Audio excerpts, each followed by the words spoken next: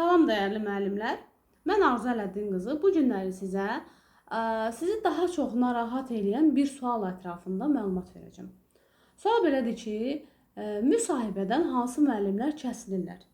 Müsahibədən kəsilmək üçün əslində səbəblər çoxdur. Birinci səbəb ünsiyyətdir.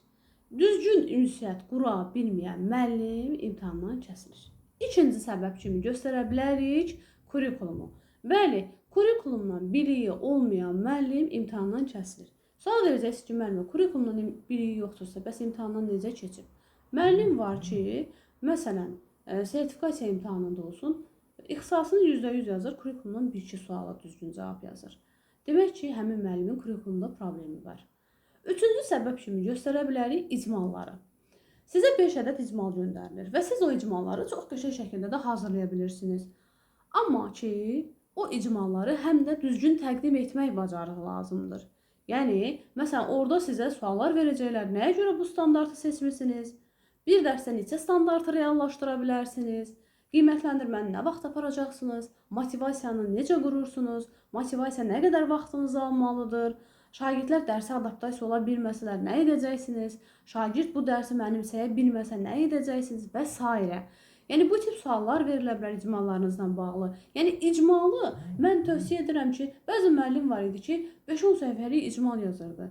Əziz müəllimlər, imtahanda bu günə qədər heç kimə deməyiblər ki, gətirin, məsəl üçün, sertifikasiyada daha çox, gətirin bir icmallarınızı vərəqləyə baxaq. Buna heç kim baxmıyor. Əsas məsələ, siz o icmalları düzgün təqdim eləməyi bacarmalısınız. 5 səhifəlik, 10 səhifəlik icmal lazım deyil. 1 səhifəlik icmal olsun. Dərsin 3 mərhələsinin 3-ü də düzgün şəkildə əks olunsun.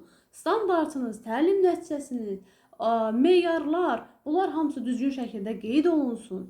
Dərsin mərhələləri sistemli şəkildə qeyd olunsun və orada onları səliqəli şəkildə təqdim etməyi bacaraq. İnanın ki, yəni icmallarla bağlı heç bir problem də olmayacaq. Yəni əsas məsələ icmalları təqdim etməklə yanaşı, eyni zamanda da siz o suallara ətraflı cavab verməyi də bacarmalısınız. Mən müsahibə üçün bir kitab yazmışam, 410 səhifədən ibarətdir. Əlaqə nömrəsini qeyd edəcəm və siz orada mənə yazmaqla o kitabı ödənişsiz şəkildə əldə edə bilərsiniz. Həmin kitabda mən bütün məlumatları ora daxil etmişəm, suallar və cavablar var. Bu günə qədər müsahibə imtahanında verilmiş bütün sualların da orada izahları var. Bizimlə əlaqə saxlayın və biz sizə o kitabı hədiyyə edək.